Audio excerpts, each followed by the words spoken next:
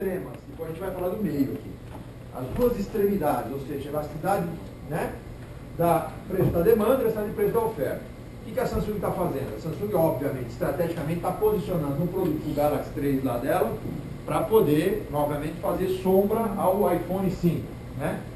É um produto do qual, isso é uma particularidade que eu vou falar, um produto do qual ela conhece profundamente, porque todo o sistema operacional que está dentro do iPhone 5 é 100% Samsung. O que é uma ilógica para quem não sabe disso, né?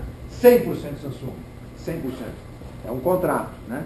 Evidente que é um contrato draconiano que já está sendo mantido na justiça, porque a Samsung já não quer mais essa parceria, mas ela é obrigada a cumprir, porque tem um crime industrial aí, se você, né, simplesmente deixar o cara a pé.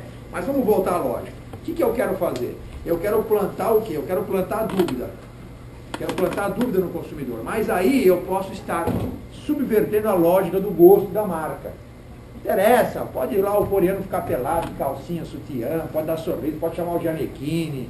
Tem jeito, o cara quer comprar o iPhone porque o iPhone é o iPhone. Eu tenho gosto por iPhone. Deu para entender a lógica? Existe um quê? Uma variável chamada gosto. E aí é complicado. Pô, professor, vai ter sempre isso? Vai. Lógico que vai. Alguns produtos lideram porque tem o quê? Tem um share, tem uma marca, tem um charme a marca.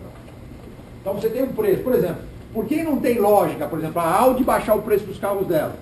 Por que a BMW não tem? Porque ela está num público diferenciado. A Audi é a empresa que é controlada pela Volkswagen AG. Então a Volkswagen podia vender o Jetta, que é uma cópia fiel do A3, né, do A4, perdão, né, não A3, do A4, é uma cópia fiel do A4 na mesma plataforma. Aliás, esse é um projeto da Volkswagen, né, o projeto da Volkswagen para 2016, ou seja, todos os Touaregs, todos os A3, os Q3, os Q4, os Q5, vão ter uma plataforma única, ou seja, vai montar a Volkswagen e vai montar a Audi. Né? Então, o que significa dizer? Significa dizer que eu estou trabalhando com o quê? Com o apelo da marca. Quando você vai comprar um Audi, você vai ser atendido por uma gostosona, num banco de couro, um cafezinho. Quando você pode atendido pela Volkswagen, não que seja pior, mas você vai ser atendido por um barbado, normalmente por um cara que está com um bafo de bode do caramba, e aí aquela mesa normal, parece o Banco Bradesco, você vai ser, nada contra o Banco Bradesco. Você vai se sentar, vai ter que tomar um café, não é aquele conforto, não é aquele serviço prime, né? Você não vai ter aquele capô, você está comprando um Audi, você está comprando é um carro caro, Você pode estar comprando um Jetta que custa 130 pau, pode estar comprando, na verdade, um Passat que custa 150 pau, até mais caro do que uma Audi. Mas a proposta, é isso que eu quero colocar para vocês. A imagem, a proposta que eu trago o cliente para dentro da loja é outra. Eu tenho um público segmentado. Então, esta questão que eu estou discutindo aqui, ela precisa ser muito bem contextualizada, porque senão você vai fazer confusão. Por isso que a elasticidade tem um menu de escolhas muito grande, que eu fiz lá na teoria macroeconômica, que é gosto, que é moda, que é perfil, que é renda. Você precisa esgotar. Por isso existe um instrumento chamado Ceteris Paribus, uma palavrinha que diz o seguinte: tudo no mais constante. Eu preciso ir isolando as variáveis para fazer o teste daquilo que faz efeito. Normalmente, quando você aumenta o preço, como por exemplo um preço alto de um veículo, seja ele qual for, vou ficar usando marca para não fazer o trabalho de graça aqui, o significa dizer o seguinte: eu estou esgotando todas as possibilidades, e uma vai ficar muito clara, e isso é fato, que as pessoas, mesmo com o preço elevado do automóvel, não compram um carro nacional porque está vocacionado à marca, que é o exemplo que eu dei. Então, ou seja, a variável gosto está muito mais presente do que a variável preço. Ou seja, o cara que vai comprar um carro, uma BMW, uma Porsche, não pergunta qual é o IPVA, não pergunta quanto faz por litro. Isso não é o tipo de pergunta para esse cara. O cara não está preocupado com isso. Não é o perfil desse cara. Ao passo que em outras marcas mais populares, carros nacionais, já está preocupado. Depende do tipo do carro, já está preocupado com isso. Porque é um outro perfil. Deu para entender essa lógica ou não? É importante que vocês entendam. E aí eu quero dizer o seguinte, para concluir esse assunto tão bacana, tão lindo. Nós estamos falando de um regime livre de preços. Nós estamos vivendo, inclusive, isso. O Brasil virou o quê? Virou o target, já que nós estamos aplicando, vou responder a sua questão, não esqueci. Está virando o target do mercado de luxo. O mercado de luxo está vindo para o Brasil. Por quê? Porque na Europa, esse mercado de luxo está tendo pouco retorno.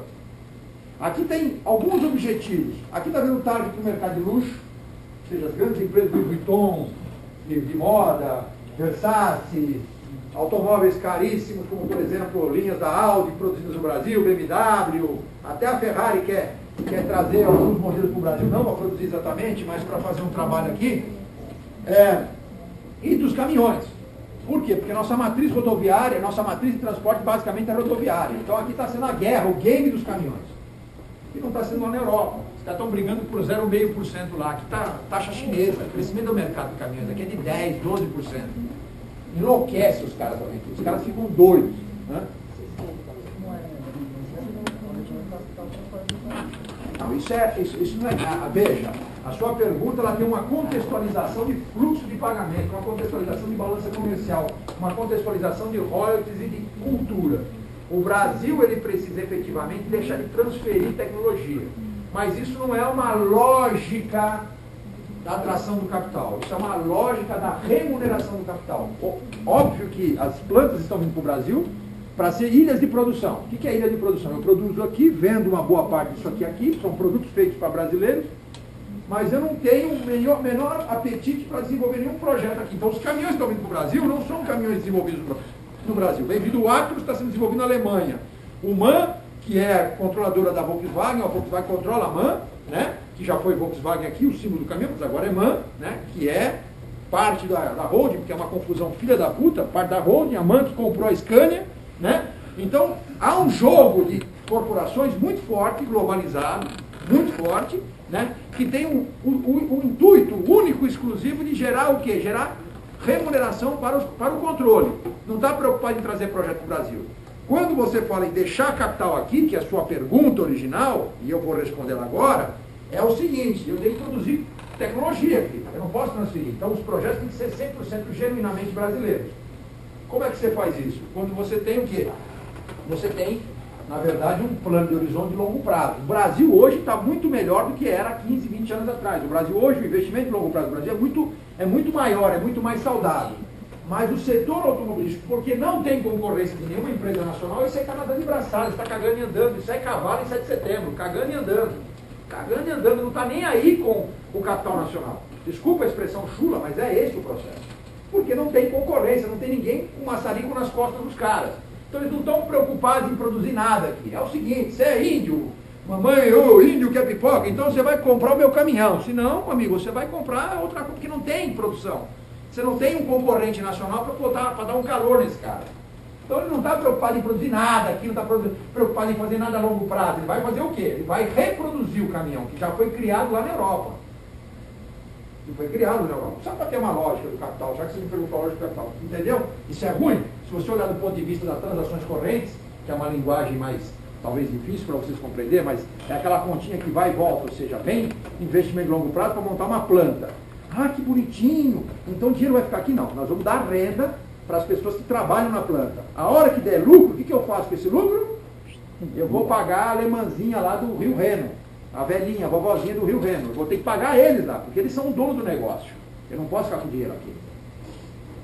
Deu para entender a lógica? Não? Muito bem. Eu fico feliz por isso. Vamos lá. Nós temos mais dois itens que é elasticidade. Renda da demanda, elasticidade de preço cruzado da demanda. O que é renda da demanda? É a variação percentual no que? Na conta demandada, dado que uma variação na sua renda. E aí nós temos a figura, porque eu deixei ela para depois daquelas duas primeiras, que são as clássicas, que é da demanda e da oferta. Por quê? Lembra da brincadeira que eu fiz sobre o que? A oferta? Quando você entra no mercado, você comprou uma vez camarão durante um mês, mas agora o camarão está muito barato e você gosta de camarão, né? Você gosta de camarão. Aí você vai comprar 3 quilos de camarão. Qual a impressão que você tem que estar comprando 3 quilos de camarão? Que o camarão está barato ou que tem dinheiro no teu bolso? Tem dinheiro no teu bolso. Ainda que você possa pensar que o camarão está barato. Por que isso? Porque a produção, e aí não é o governo, hein? O cenário do governo que eu brinquei com ela ali, o cenário do governo é diferente. É quando eu coloco o IPI no seu bolso. A indústria automobilística não está nem aí com isso, porque o preço do carro dela está lá. O que está fazendo a diferença no final é o quê? É o IPI. Eu estou transferindo IPI para você comprar o carro. Percebeu? O sacrifício econômico, transferência de renda do Estado para o consumidor, para as famílias. No caso da transferência de produção é o seguinte, você comprou muito camarão, o camarão vai apodrecer e você quer vender porque, passou a Semana Santa e eu estou estocado de camarão, não vendi, é a lógica do comércio. É o quê? O mercado regido por preço. Você tem preço, você vende. Você não tem preço, você não vende. O mercado caiu, o que você vai fazer? Vou ter que desovar, porque isso é perecível. É a história do iogurte, do Danone, do Actimel. Você vai lá, nossa, como tá barato, você vai começar a comprar, você leva toda a bancada de Actimel. Você está quebrando um galho, filha da puta, lá pro cara lá do mercado. Porque ia apodrecer lá, ele ia ter que jogar tudo fora, vai apodrecer na tua casa. Então você vai ter que fazer uma festa regada de Actimel. Para todo o seu domínio. Você tem 5 dias para comprar, para tomar todas aquelas 5 dúzias de Actimel que você levou, porque vai vencer. É a lógica. Porque é regido por preço. Mas naquele momento você achou que você era um cara. Puta, vou tomar todo o Actimel que tem nesse Carrefour. É agora! Estou com o revólver na cintura, né? Só que a lógica do capital não está nessa direção. A lógica do capital não está nessa direção. O capital regido por preços livres está olhando o quê? Está olhando o risco. E para ele, esse risco está indo diagonalmente para o zero. Ou seja, eu tinha um produto que eu podia vender a 2 unidades monetárias e amanhã eu tenho que jogar fora, não vou vender nada. Porque existe um negócio chamado vigilância sanitária. E eu tenho que jogar fora isso. É a história do restaurante e a comida processada. Antigamente você dava comida para mendigo, para todo mundo. Hoje se você der comida para mendigo, o cara se intoxicar, você está fudido. Olha que desgraça. O Kassab caçou aquelas comunidades evangélicas, católicas, que saíam com as pirulinhas de madrugada para dar comida para os caras que ficavam na cidade. Não pode mais. Não pode. Se uma perua dessa for pega, é 15 mil reais. Você imagina a lógica do capital sobre isso, né? O mendigo está fudido, desculpa. Ele vai ter que se virar. Porque ele nem comer, ele vai comer mais. Porque não está proibido. Tem que ir lá para a prefeitura, tem que ir lá para o abrigo. Está entendendo isso daí? Então tem um risco na atividade. Até isso tem que pensar. E a outra, elasticidade de preço cruzando a demanda. Aí sim, eu faço a conta que nós fizemos, que é aquela brincadeirinha. Eu posso comprar esse, mas eu tenho esse aqui que está me chamando a atenção. Opa, legal. Puto, o camarão está caro, mas eu vou comprar, sei lá, pescada e tal. Então, talvez o que originou o preço do camarão para baixo foi o que alguém fez o quê? Essa decisão do item 3. Pô, legal, Semana Santa, imaginando que você é católico e tal, estou colocando a ideia da Semana Santa, mas sem querer colocar a questão ideológica da religião. Mas estou colocando um evento que é um evento comum, como podia ser o da Páscoa. A Páscoa também é a mesma coisa. Você vai lá hoje, o que acontece hoje? Hoje os ovos são por consignação, porque nenhum mercado mais compra ovo para ficar sentado em cima dele. Até porque as crianças vão lá, oh, que bonito isso aqui, esse é o ovo do Batman, pof, no chão. Ah, aquele é do Homem-Aranha, pof, no chão. Está quebrando, você vai tomar suco de ovo? Não vai. Esse ovo vai ter que ser descartado, você não pode vender mais. A quebra de ovo no Pão de Açúcar há 2 anos atrás era de 60%. De cada 10 ovos vendidos, 6 quebravam. Ou seja, não tinha como fazer. Aí o que os caras fizeram? Vai ser por consignação. Então o cara hoje, para colocar o ovo dentro dos mercados, as grandes operadoras, Nestlé e outras operadoras, né, tem que fazer por consignação. Por isso que hoje, não sei se vocês perceberam, hoje não, que não é Páscoa mais, né? Vocês não perceberam que, por exemplo, em todas as gôndolas tinha um cara representante. Perceberam isso? Não é porque ele quer atender você, ficar bonitinho, não. Ele é bonitinho, né? Vou passar o Facebook para ele. Não é, que ele quer que você não quebre o ovo, minha filha. Deixa o Facebook para depois. Não vai me quebrar o ovo. É a lógica do capital. Ele não quer que quebre o ovo, porque ele é o cara que está ali, é a chave do cofre. Ele está representando, porque sem consignação, tudo que quebrar é risco de quem? Do mercado ou da empresa? Da empresa. Por isso existe o cara na compra. Deu entender a lógica? Muito bem, já fiquei feliz com isso. Né? Aqui, ó, os exemplos macroeconômicos, gente, vamos lá. Os exemplos macroeconômicos também. Aquilo que eu falei, isso aqui, ó, é microeconomia. Por que microeconomia? Porque nós estamos falando sobre o quê? A microeconomia trabalha sobre o quê? Teoria dos, eu já falei sobre isso, teoria dos preços. Família, firma. Acabei de dar vários exemplos aqui. Firma, família. Firma. Antigamente o pessoal falava, vai trabalhar numa firma. Agora ficou mais feliz, vai trabalhar numa empresa, numa corporação, trabalhar numa multinacional. Na época do teu avô, vai trabalhar na firma. Uma firma. Firma instalando, quer dizer, você assinou, já firma reconhecida, né? Agora é uma firma, né? Mas tá certo. Teoria da firma. Isso é uma linguagem, inclusive, administrativa, uma linguagem econômica. Teoria da firma. E aqui é a teoria do quê? Isso aqui é a teoria que vai lembrar nós o Keynes. Teoria macro, setores. Teoria setorial. Tudo que eu falar de macro é setor. Eu estou juntando várias empresas, não estou? Empresas que exportam, não estou falando de uma única firma. Várias empresas, né? Então, teoria. Elasticidade das exportações, elasticidade da demanda da moeda, tudo já é macroeconômico, né? E o que significa dizer isso? Eu tenho o objeto micro, que é preço, e o objeto macro, que é setorial. Está presente o preço? Está, mas ele não é tudo nessa relação. Aliás, o Keynes nos ensinou, talvez isso tenha ficado muito forte na sua teoria, ainda que sua teoria tenha sido desbancada nos anos 70 por causa da estagflação, o Keynes nos ensinou que a moeda, implicitamente, ela tem um quarto atributo que a economia não enxergava. O primeiro atributo, reserva de valor, segundo atributo, unidade monetária, terceiro atributo, meio de troca, e o quarto atributo, que ninguém discutia, é o quê? É o desejo de entesourá-la, de guardá-la. E quando eu guardo a moeda, e a brincadeira que eu fiz aqui, vocês devem lembrar daquele maldito coelhinho fedido, aquele, né, o hamster, aquele coelho fedido. Se você deixa de dar uma semana comida para esse desgraçado aí, quando você dá comida para ele, ele vai fazer o quê? Ele vai comer? Vai porra nenhuma, ele vai guardar a comida. No segundo dia, logo depois de uma semana, você pensa que ele vai comer? Não vai comer, ele vai guardar. Talvez no terceiro dia ele coma um pouco.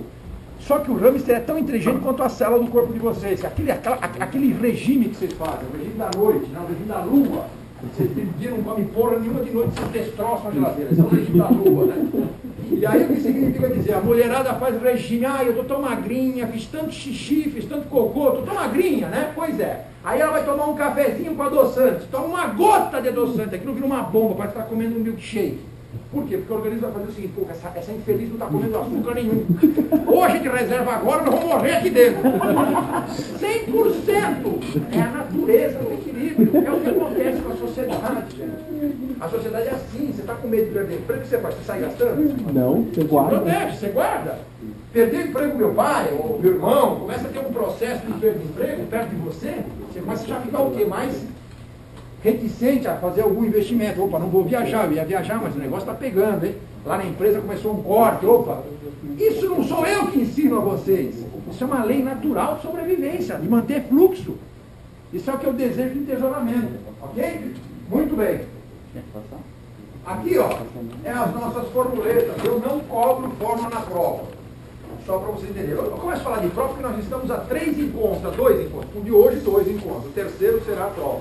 Hoje, a próxima aula que deveria ser uma revisão, pode ser, e a gente vai discutir isso, né? De repente, a gente pode transformar a próxima aula numa presença não obrigatória. Aqui todo mundo já tem a presença, vem quem está com vontade de tirar dúvida.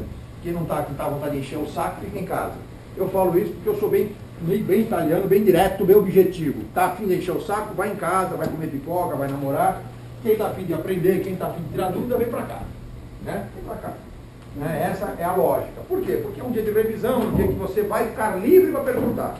Aí alguém pode falar, o Denis vai me ajudar até a explicar isso aí, né, Denis? O cara vai falar assim para mim, você vai explicar tudo que eu não sei. É verdade. Quando você vai lá no ginecologista, no proctologista, lá no pneumologista, você vai lá para ele e fica assim na cara dele.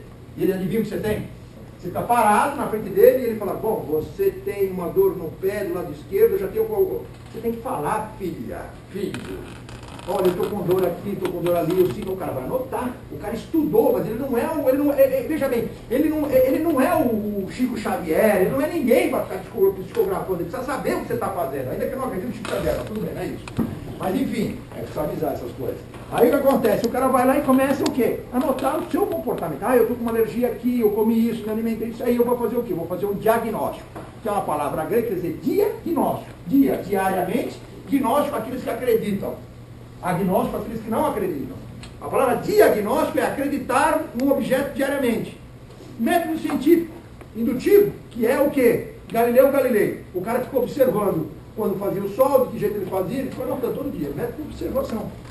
A mesma coisa do diagnóstico. O diagnóstico é um método de observação empírico. Eu vou aplicar, o médico vai aplicar aquilo que é o quê? Aquilo que ele já fez 50 vezes. Você vai chegar com um diagnóstico que muito provavelmente ele já obteve isso no consultório dele. Então ele vai fazer assim, bom, num caso como o seu, classicamente eu receito isso e está tudo certo. Se você não estiver bem, você volta aqui, eu vou receitar o plano B, que também já houve um processo amostral para ele aplicar o plano B. Então o que eu estou falando com isso em relação à nossa revisão? É isso. Você vai chegar aqui, vai ler o slide que você tem dúvida. Olha, esse slide aqui, professor, eu não entendi essa porra aqui. Posso ler de novo? Leia, em voz alta, todo mundo vai discutir. Alguns já sabem, outros não sabem, mas têm vergonha de perguntar. Aquela lógica que eu te falei. Não adianta. No final, o bandido morre e o mocinho também. Então vamos lá. Elasticidade de preço da demanda é a variação percentual da quantidade demandada. A gente já aprendeu. Então, aqui nós temos exatamente aquilo que você viu no conceito, só que formulado. Eu não quero que você decore isso. Eu quero que você entenda a lógica da elasticidade de preço da demanda. Quando você deixa de adquirir um produto por exercício e força, sensibilidade no preço sobre a sua escolha. Subiu muito, legal, não vou comprar porque eu tenho outra alternativa para comprar. Não é isso? Vou comprar outra coisa. Subiu muito a carne vermelha. Como eu não faço muito gosto da carne vermelha, eu vou comprar carne branca. Vou pro frango. Ah, o frango vai ficar caro porque estão matando lá os pintinhos porque está ficando caro a ração. Tá bom, não gosto de frango, vou comer carne vermelha, vou comer outra alternativa. Ok? É a escolha, gente. Agora, você não tem escolha, aí a elasticidade tem aí a sensibilidade tem um exercício forte sobre você. Porque aí ele te tira o direito da escolha. Né? É um exemplo, pode ser outros exemplos, né? O sal, né? Que é um exemplo clássico, né? Aqui nesse capítulo aqui, que é um capítulo novo, que vai cair na prova no começo dele, a gente vai falar sobre fatos político-econômicos brasileiros. E aqui tem todo tipo de bizarrice. Todo tipo de bizarrice. Aqui tem o boitatá, tem o saci pererê, né? Tem o lobisomem, né? Aqui vale tudo aqui, né? Que nem disse o Tim Maia, vale dançar homem com homem, mulher com mulher, não é assim que ele fala na música dele? Não. Aqui vale tudo, aqui vale tudo, aqui vale tudo. Por quê? Porque nós temos um histórico tenebroso do passado sobre o quê? Sobre bizarrices econômicas. O Brasil mostrou ao mundo o que se faz para virar o Keynes e o Friedman no túmulo. Ou seja, eles conseguiram subverter a lógica econômica. Você pega um modelo ortodoxo. A palavra ortodoxo está fácil para vocês? Não. Eu preciso explicar isso antes de começar isso aqui. Nós temos dois caminhos na vida. Ou você é ortodoxa, ou você é heterodoxa. Ortodoxa é quando você faz exatamente a lógica. O que manda a lógica. Ok? Heterodoxa é quando você vai contra a lógica. E aí você pode pensar em Raul Seixas. Vou fazer a cama na varanda, quando está fazendo puta de um frio. Ou eu vou tomar um banho de água gelada quando está frio. É ir contra a lógica. Não quer dizer que você está certo ou está errado. Eu estou colocando o seguinte. O espaço amostral, 99,9% faz o ortodoxo. Você está indo na contramão. Você está mudando a resposta do modelo. Vamos dar um exemplo? Vamos dar vários exemplos aqui no Brasil. É tão rica a história do Brasil econômica dos últimos 40 anos, que não precisa nem fazer muita força. Basta você lembrar do plano cruzado. Isso, então, foi um negócio assim espetacular. A gente controlava os preços em nome do presidente da República. Então, aqui, ó. A atual economia brasileira é o resultado de um conjunto de decisões históricas, né? Então nós temos alguns modelos. Por exemplo, quando a gente olha isso, a gente pensa na história. Porque quando eu falo de 1930 para cá, é brincadeira, né? Essa história é recentíssima, ainda que nós estamos falando de coisas do seu bisavô e do seu avô, mas é coisas que dá pré-Segunda Guerra Mundial, né? Nos anos 30 nós estávamos enfrentando já consequências fortíssimas da Segunda Revolução Industrial na Europa, que já tinha ocorrido em 1850. Veja, hein? A Revolução Industrial no Brasil vai ocorrer em 1934. Vou repetir. A Revolução na Europa ocorreu, a segunda, que a primeira foi em 1750, descoberta do carvão. A segunda, em 1850, que vai até 1904, a descoberta do aço.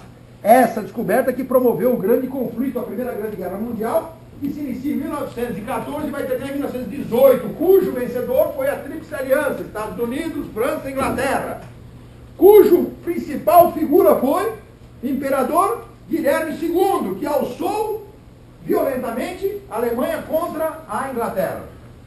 Perdeu. Nessa derrota está implícito Hitler. Hitler está junto desse processo da derrota. Né? E nesse exato momento o mundo tem uma grande questão a resolver. Né?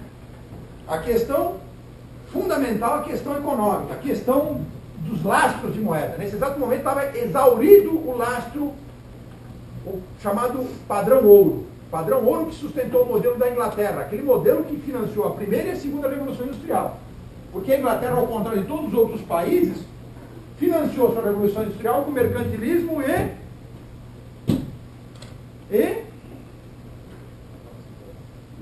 mercantilismo e... Vamos lá. Gente, vocês nunca viram isso? Sim. Mercantilismo e metalismo.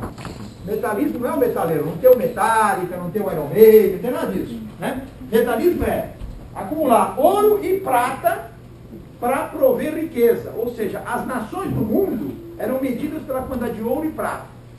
A Inglaterra, em vez de ficar explorando o comércio, explorando a agricultura, explorando os chamados bens preciosos como ouro e prata, e aí não é metalismo, aí é bulionismo, que foi Espanha e Portugal.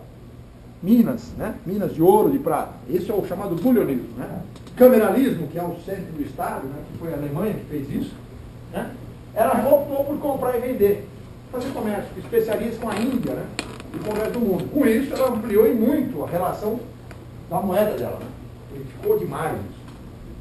Isso dá uma dimensão de poder muito grande, que vai cair lá nos anos 30, né? Quando a Inglaterra dá as costas ao mundo e diz o seguinte, olha, qual era a lógica do padrão ouro? Você pega uma libra esterlina, que é uma figura de valor monetário. Não é qualquer moeda. Toda moeda que vocês têm no bolso é uma figura. Isso aí, a cara do Chapolin Colorado é a mesma merda. Isso não vale bosta nenhuma que você tem na mão. Bosta nenhuma. O real não vale merda nenhuma. Vale aqui dentro. Mas ele é o quê? Uma simbologia de troca. O que é a moeda conversível? Está depositado lá no Banco Central. É o dólar. Se você quiser ter conversibilidade, você vai lá no Banco Central, pega seu dólar e vai embora. Quando você vai viajar, você não faz isso? Você não vai para a Europa, você não faz isso? Não troca por euro? Não troca por dólar ou não? Ou você leva teu real lá para comprar em Paris? O cara olha e fala, que bonito, bonjour. É de passar no bumbum? Não, é de comprar. Ah, tá bom. Então é isso que você vai fazer. Então você vai pegar a moeda para converter a moeda. Né? Conversibilidade. Então o que é a ideia do processo? Né? A ideia do processo. A conversibilidade da moeda, ela se dá pelas relações de troca de um país com os demais parceiros comerciais do mundo.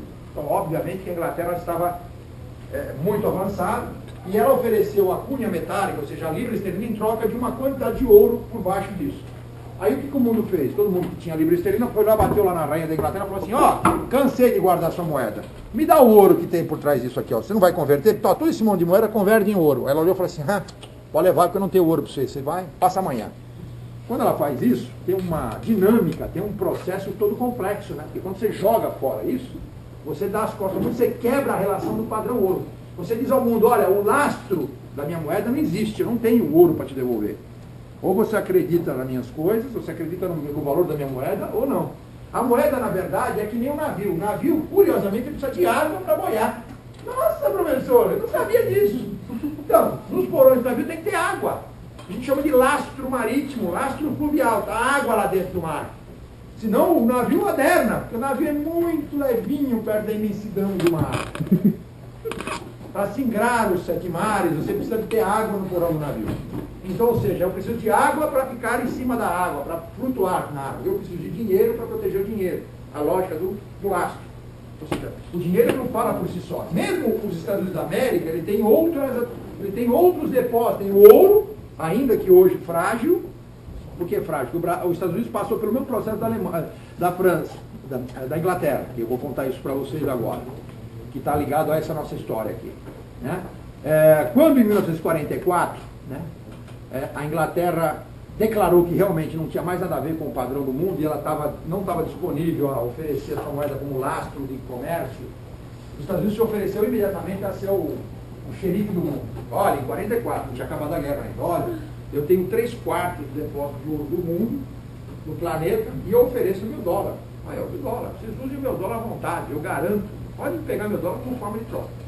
Evidente que o tempo são tempos diferentes. Demorou 3 séculos para a Inglaterra praticamente perder a sua soberania da moeda. Os Estados Unidos não demorou muito mais do que isso. Os Estados Unidos demorou pouco mais de 26 anos para ter problema. Em 26 anos, diante da dinâmica do pós-guerra, em 67 já havia tido a primeira crise do dólar. O mundo já desconfiou que os Estados Unidos não faria a conversão como aconteceu com a sua co-irmã, Inglaterra. E aí pressionaram os Estados Unidos a dar a quantidade de dólar circulada no mundo em ouro. Os caras falaram, não tem. Aí o que aconteceu com o Fundo Monetário Internacional e com o Banco Mundial? Foi lá e deu um negócio chamado DES, Direito Especial de Saque, valendo $1, que era uma garantia do Fundo Monetário Internacional para as pessoas que estavam desconfortáveis com o dólar. Muito bem. Em 71, de novo, a crise eclodiu. E aí nós temos o quê? Nós temos o Watergate, temos Nixon, a figura que vai ser o impeachment, né? Tem o impeachment sobre a figura do Nixon. E o Nixon deu as costas definitivamente em 71 para a conversão. Falou para todo mundo, vocês não estão satisfeitos com o dólar? Eu também não estou. Procurem um conversor, que eu não vou dar conversibilidade. Vocês querem meu dólar? Quer. Se não quer, vocês procuram outra moeda. Até hoje, ninguém achou uma moeda que substituísse completamente o dólar. O dólar, hoje, ainda é fortemente uma moeda de conversão internacional. O que o Brasil está nessa história? O Brasil sempre foi um dependente econômico. O Brasil não tinha o quê? Poupança interna, não tinha desenvolvimento que pudesse sustentar um modelo. Né? Então, significa dizer que dentro desta lógica, o Brasil tinha que ter um esforço quase que hercúleo para atrair capital. Então nós temos três fases muito distintas no Brasil. A fase dos anos 30, em que o Brasil começa a sua Revolução Industrial, chefiada por então fim do governo Washington Luiz, um governo estritamente agrário, um governo da cana-de-açúcar, Washington Luiz, né? E o início de um governo chamado governo interino, né? Um governo temporário que vai durar, o primeiro governo temporário no mundo que dura mais de 15 anos, né? Que é o governo do Getúlio Vargas, que vai de 34 a 45 na primeira perna e depois de 50 a 54. Ele vai ser deposto, vai ser convidado a sair do governo em 45, o governo Nicolas Dutra, que vai levar o governo até os anos 50, e em 50 ele volta como presidente, e se suicida no catete em 54. Então, três fases distintas. Fase do desenvolvimentismo e do estruturalismo, que é a fase de Getúlio Vargas. Getúlio Vargas chama a sociedade econômica local e diz o seguinte: eu vou ajudar você a montar a indústria. Qual era a grande preocupação? O efeito substituição da balança comercial brasileira. Nós comprávamos tudo. Desde roupa, tudo que vocês podiam imaginar. O Brasil não produzia porra nenhuma.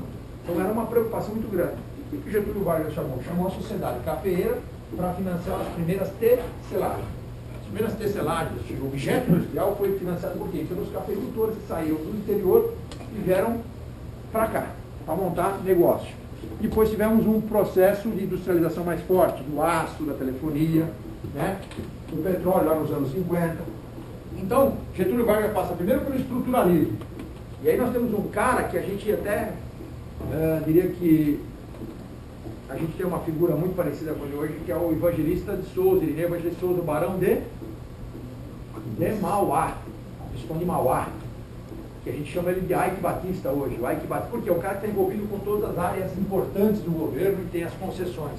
E esse cara, na época, era um grande lobista, né? E ele se envolveu em várias atividades, desde a construção de portos, construção de ferrovias, ele estava em todas. Toda a bola estava na bola, estava na dividida, né? E ele foi importante no estruturalismo do governo. Depois teve o desenvolvimentismo, que foi a segunda fase, de 42 a 44. Ok? Muito bem. Aí nós tivemos um fator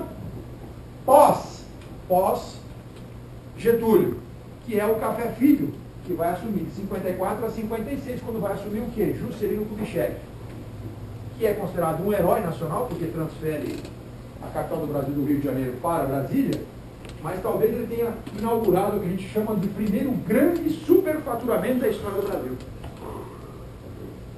Ele nunca superfaturou tanto quanto essa construção de Brasília.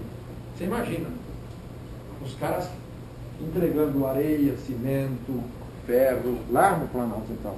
Só tinha o quê? Só tinha lobo-guará, águia, né? Olha, é mato, gente. Fez uma cidade planejada, os animais. Então nós temos um aspecto extremamente curioso, né? Nesse ano, praticamente, o Juscelino quebrou. Nos últimos, ou seja, de 56 a 60, que é Jânio Quadros que fica 8 meses no governo, e ele cai fora. Por que ele cai fora? Porque ele pegou um país quebrado. Jamais o Juscelino se reelegeria, porque ele não quer. Ele não queria se reeleger. Ele quebrou o país. Ele fez tudo que você pode imaginar contra a lógica econômica. Gastou todas as reservas monetárias do país. E a ele dá um atributo que não é dele. Esse realmente não é dele. A plataforma automobilística, é da época do Juscelino. Não, é da época do Café Filho. O Café Filho é que atraiu todas as montadoras do Brasil. O Juscelino foi apenas na verdade, um loco temporal do qual as montadoras se instalaram no Brasil.